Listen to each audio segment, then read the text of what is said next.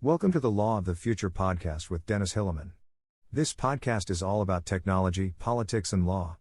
Dennis Hilleman is a partner in an international law firm. He wants to change our mind on regulating new technologies. All opinions expressed in the podcast are the personal opinions of Dennis or his guests. And here is Dennis. This is an article by Dennis Hilleman, published on Medium.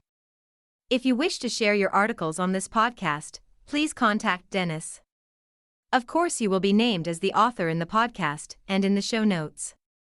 The German government wants to introduce a supply chain law before the end of this legislative period. Under the proposed rule, large companies will have to monitor and promote human rights compliance in their supply chains from 2023. Blockchain technology can help companies meet the requirements of the law. However, the possibilities of blockchain go far beyond that. Implementing a blockchain in your supply chains now can simultaneously benefit from the efficiencies and technical capabilities that blockchain technology offers. This article first describes the background and content of the proposed German Supply Chain Act, I. It addresses the potential applications of blockchain to implement the Supply Chain Act requirements. 2. I. Background and content of the German Supply Chain Act. After lengthy negotiations, the ministries involved have reached a compromise to be passed before the legislative period ends in September 2021. The Act on Corporate Due Diligence in Supply Chains is intended to help remedy existing grievances in global supply chains of transnational companies. There are many examples of human rights violations by private companies in international supply chains: the use of child labor in the textile and raw materials industries, slave-like working conditions in infrastructure projects, unsafe production conditions that are harmful to health, or even, as in the case of the collapse of the Rana Plaza building in Bangladesh in 2013, cost the lives of a large number of people. Since 2011, following the UN Guiding Principles on Business and Human Rights adoption, countries have increasingly taken action to ensure respect for human rights. In France, a corresponding law, Loi de Vigilance, was passed in 2017. In the Netherlands, Wet Zorgplicht Kinderarbeid, and the United Kingdom, UK Modern Slavery Act 2015, laws are in place that requires companies to monitor their supply chain for child labor or conditions of modern slavery. In January 2021, the European Parliament's Legal Affairs Committee supported introducing a European Supply Chain Law, Due Diligence Act. A draft from the EU Commission is expected in the first half of 2021. In 2018 to 2020, the German government examined how companies already voluntarily observe human rights in their supply chains as part of the National Action Plan for Business and Human Rights. But the research found that only 13 to 17% of companies with more than 500 employees take sufficient measures to protect human rights. That is why the law is to be introduced in the German parliament before the end of March. 1. Scope. The Draft Supply Chain Act stipulates that the regulation will initially apply to companies with more than 3,000 employees from 2023 and will be extended to companies with more than 1,000 employees in 2024. This would affect around 2,900 companies in Germany from 2024. 2. The human rights due diligence. According to the draft, companies should fulfill the 5 core elements of the so-called human rights due diligence. A company that is included in the scope of application in the future must first submit a policy statement on respect for human rights. In it, the company sets out its strategy for complying with the human rights due diligence obligation. According to the proposal, a company must regularly and on an ad hoc basis conduct a risk analysis concerning the human rights explicitly mentioned in the proposed legislation. These include protecting life and health, protecting against child labor, against slavery-like employment, and the guarantee of safe and appropriate working conditions. If a company identifies risks to the designated rights, it should take remedial action. If this does not lead to good success, a company may also be obliged to terminate a supplier's relationship, enablement before withdrawal. Companies should also either set up a grievance mechanism themselves or participate in an intra-industry grievance mechanism as a form of an early warning system. Employees along the supply chain can turn to this mechanism. 3. Reach along the supply chain. According to the agreement, the obligations apply in principle only to the first tier of the supply chain.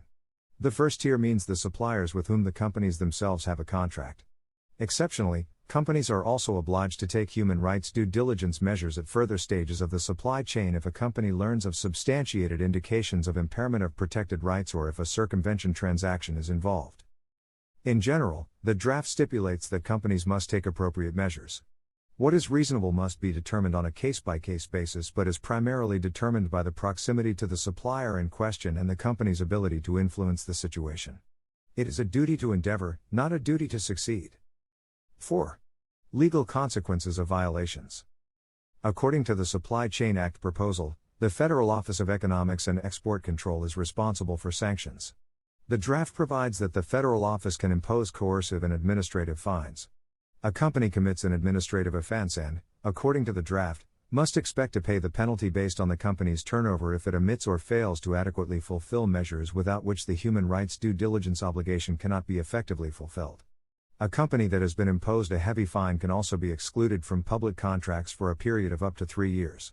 5. Claims for damages by affected parties.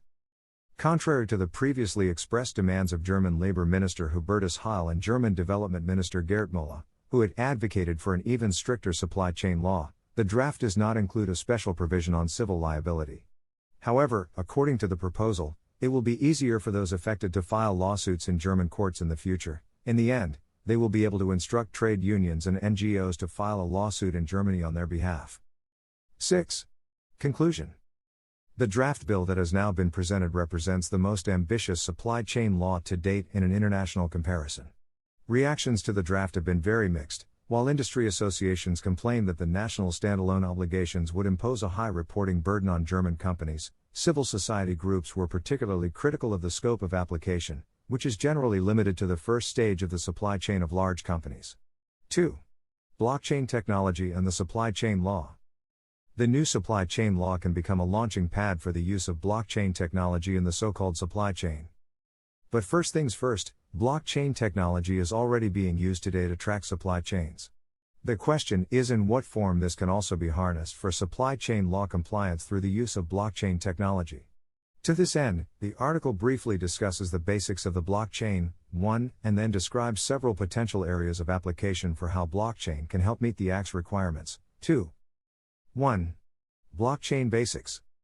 Many authors have already described blockchain technology. You can read my detailed article on blockchain on Medium here. But again, in a short version, blockchain technology is at its core a decentralized database technology. Transactions can be stored on a blockchain in such a way that subsequent manipulation is virtually impossible. Simultaneously, all authorized participants can access the contents of the blockchain and store new data. Each transaction, i.e., interaction to store data on the blockchain, is digitally signed with a unique asymmetric encryption key. The encryption is done with a secret key, while anyone with a public key can verify the decryption. This makes it possible at any time to validate the originator of a transaction beyond doubt and, for example, to confirm the authorization to deposit the corresponding data. If another transaction is now to be added to the blockchain, all the participants in the blockchain, the so-called nodes, reconcile the existing data sequence with each other and only validate the transaction if it is based on the blockchain form so far. If one wanted to change the contents of the previous blocks, one would have to gain control over 50% plus one of the nodes participating in the blockchain. This is probably only theoretically conceivable. Due to its structural and technical characteristics, the blockchain allows data generated during a communication or transaction to be recorded so securely that the parties involved can trust the data without the need for an intermediary, such as a bank. 2. The new supply chain law on blockchain technology. Supply chain management is already one of the fields of application for blockchain technology. Here, a blockchain can map the individual processing steps from raw material extraction to the end customer in a forgery-proof manner and provide information about the processing status at any time. Also, sensors can be used here, for example, to prove compliance with a cold chain. Such solutions are already being offered commercially today, for example, Recarbanks or OpenSC. Smart contracts can also be executed on the basis of such a blockchain. To perform the risk analysis required by law, the second step of corporate due diligence, one must first know the steps in one's supply chain. For this, one can fall back on the data stored by the blockchain. If you are already using a blockchain today, you already have a large part of the necessary data for the risk analysis. However, the use of blockchain would also make it possible to take even more decisive action in the prevention of human rights violations. If all persons performing a work step on the product identify themselves using an RFID chip or a biometric identifier, forced labor and child labor can be largely eliminated. Linking the blockchain to the production company's electronic accounting data could also verify compliance with the statutory minimum wage or check that maximum working hours are being observed. The law also requires that remedial action be taken when risks of human rights violations are identified. Often this is done by the German company obligating the production company to implement these measures. If you can store the implementation as a date on the blockchain, for example, the payment of an outstanding wage, the use of blockchain can simplify tracking here as well. Companies will also be required to introduce a complaints mechanism. On the one hand, a complaint mechanism must verify whether the person making the complaint was working in the company's own supply chain at the time of the alleged claim. This might be able to be checked through a blockchain. But blockchain could also be used in the complaint mechanism itself. Each complaint and each step in the processing of the complaint could be stored on the blockchain and with a read-write for the complainants to be able to view at any time. The most significant effort in meeting the Supply Chain Act requirements is expected to be in reporting. Companies covered by the Act will have to produce an annual report. If you have implemented a blockchain along your supply chain, you can turn every step that can be mapped on the blockchain into a report using an application. One could also think about setting up reading right for the control authority in the future. However, the synergy effects that may arise are particularly worthy of consideration. If one takes the introduction of the supply chain law as an impetus to set up a blockchain, the company will also benefit from the other possible uses of the blockchain: quality assurance, quality management, smart contracts, location tracking, etc. If one has already integrated blockchain into the supply chain, several other data points can be used to introduce and demonstrate a large number of the measures required by the law. 3. Conclusion and outlook. The German Supply Chain Act shows, companies must act transparently, supervisory authorities must have confidence in the accuracy and immutability of company data in the supply chain.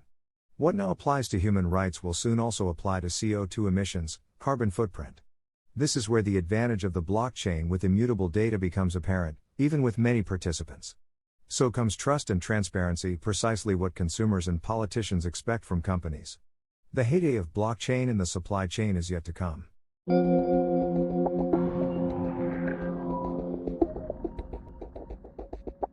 Hey, do you want to be part of a network of lawyers and IT experts discussing blockchain? Do you want to learn about blockchain and law?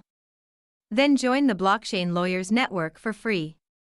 Go to www.blockchainlawyersnetwork.com and be part of a great community.